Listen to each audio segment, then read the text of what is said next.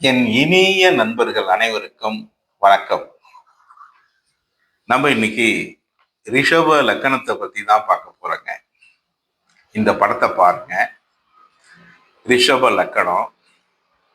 ரிஷப லக்கணத்துல செவ்வாய் பகவான், 7க்கும் 12க்கும் உடைய செவ்வாய் பகவான் திருமணத்தை நடத்தி வைக்கக்கூடியவர் செவ்வாய்.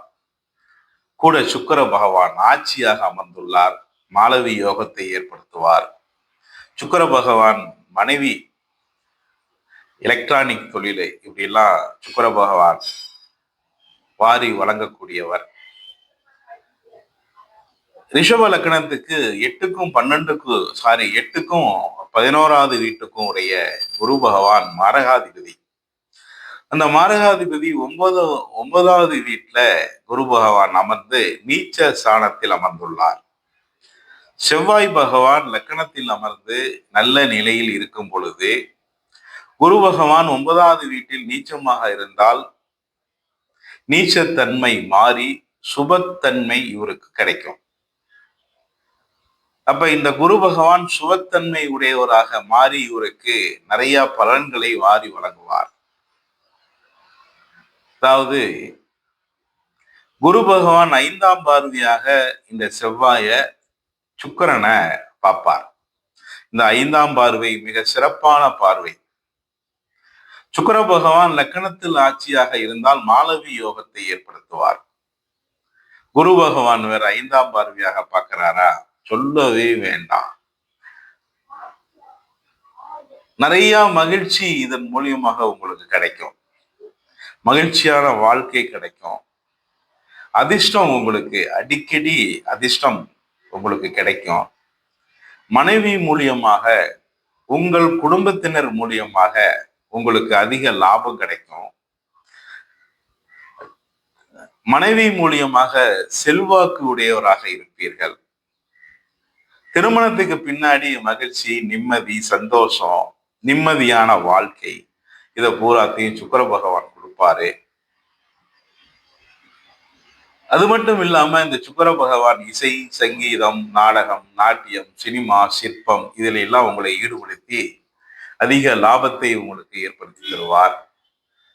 அழகான வாகனம், அழகான வீடு, எலக்ட்ரானிக் சம்பந்தமான தொழிலில் உங்களுக்கு ஏற்படுத்தி எலக்ட்ரானிக் சம்பந்தமான தொழிலிலும் உங்களுக்கு அதிக வருவாயை ஈட்டி தருவார். சுக்கிரன் வெள்ளிக்காரகன். அதனால வெள்ளி வியாபாரத்தில் அதிக லாபம் உங்களுக்கு கண்டிப்பாக கிடைக்கும். சினிமா படம் டைரக்டர், நடிப்புத்துறை இதுல எல்லாம் உங்களுக்கு ஒரு ஆர்வத்தை கொடுத்து அதன் மூலியமாகவும் அதிக வருமானத்தை இந்த சுக்கிர பகவான் ஈட்டி தருவார். இந்த செவ்வாய் பகவான் பாருங்க லக்கணத்திலேயே அமர்ந்துள்ளார். இந்த ரிஷப லக்கணத்திற்கு இந்த செவ்வாய் பகவான் தான் வீரக்காரகன் செவ்வாய், இரத்தக்காரகன் செவ்வாய். கல்லு, மண்ணு இதுக்கெல்லாம் செவ்வாய் தான் காரணம். இந்த செவ்வாய் பகவான் வைத்தியக்காரகன் செவ்வாய் பகவான்.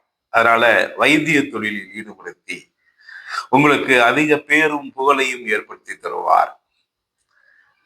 அதுமே அறுவை சிகிச்சை நிபுணர், முக்கியமான உறுப்புகள்ல ஏதோ ஒண்ணு படிச்சு நல்லபடியாக படிச்சு அதன் மூலியமாக அறுவை சிகிச்சை நிபுணராகி உங்க வாழ்க்கையில அதிக லாபத்தையும் சந்தோஷத்தையும் மகிழ்ச்சியும் புகழும் மதிப்பும் மரியாதையும் இந்த செவ்வாய் பகவான் உங்களுக்கு ஏற்படுத்தி தருவார். கூட்டு நண்பர்கள் மூலியமாக உங்களுக்கு லாபம் கிடைக்கும். வீரத்தொழில், போலீஸ், இராணுவம் இதுல எல்லாம் உங்களை ஏற்படுத்தி பதவி உயர்வு, மகிழ்ச்சியான வாழ்க்கை உங்களுக்கு உண்டாகும். மனைவி மூலியமாகவும் லாபத்தை ஏற்படுத்தி தருவார். ஏன்னா திருமணக்காரகன் அல்லவா செவ்வாய் பகவான். அதனால மனைவி மூலியமாக அதிக லாபத்தை ஏற்படுத்தி தருவார். பெண்களானால் செவ்வாய் தான் கணவன் காரகன். அதனால பெண்களுக்கும் நல்ல ஒரு வாய்ப்பு, புகழ், மதிப்பு, மரியாதை, நல்ல அழகான கணவர், நிம்மதியான வாழ்க்கை இதெல்லாம் உங்களுக்கு கண்டிப்பாக கிடைக்கும். இந்த குரு 9வது வீட்டுல சுபத்தன்மை உடையவராக இருக்கார் அல்லவா. குருவும் சும்மா இருப்பாரா? ஊர்ல நீங்க பெரியவர், நீங்க வசிக்கக்கூடிய இடத்துல உங்களுக்கு நல்ல பேரும் புகழ் கிடைக்கும். மதிப்பு மரியாதை உங்களுக்கு கிடைக்கும். நீங்கள் சொல்வதை நீங்கள் வசிக்கக்கூடிய பகுதியில் உள்ளவர்கள் கேட்பார்கள், உங்க ஊர்ல கோயில் கட்டுறது, ஏதாவது ஆன்மீகம் சம்பந்தமான வேலையில நீ ஈடுபடுவீர்கள், அரசியலில் ஈடுபட்டு அதிக லாபம் ஈட்டுதல், இதெல்லாம் உங்களுக்கு ரிஷப லக்கணத்தில் பிறந்தவர்களுக்கு கண்டிப்பாக இந்த 3 செயற்கை மூலியமாக, அதாவது சுக்கிர பகவான், செவ்வாய் பகவான், குரு பகவான் 9வது வீட்டுல நீச்சமாகி சுபத்தன்மை உடையவராக மாறிடுவார். ஏன்னா செவ்வாய் பகவான் லக்கணத்தில் இருக்கார்ல, அதனால சுபத்தன்மை உடையவராக மாறி அவர் 5ஆம் பார்வையாக செவ்வாயையும் சுக்கிரனையும் பார்க்க சுபத்தன்மை உடைய குரு பகவான் 9வது வீட்டுல இருக்க, ஆஹா, வாழ்க்கை ரொம்ப நிம்மதியான வாழ்க்கை உங்களுக்கு கிடைக்குங்க. இதையெல்லாம் ரொம்ப அரியது. இதெல்லாம் நீங்க படிச்சுட்டு வர்றப்ப தெரியாது, அனுபவத்துலதான் தெரியும். நம்ம படிச்சுட்டு வெளியே வந்தோடனே அப்படி பொத்து அப்படி நோட்டை விரிச்சோன்னா, ஜாதகத்தை விரிச்சோன்னா அங்க எதுவுமே இருக்காது. படிச்சதை அப்படியே கொண்டாந்து அந்த இடத்துல ஃபிட் பண்ணீங்கன்னா வராது, ஜாதகம் வராது, குழம்பி போயிடும். நம்ம படிச்சது ஒன்னா இருக்கும், ஜாதகத்துல பலன் ஒன்னா இருக்கும், அந்த கோத்து வராது.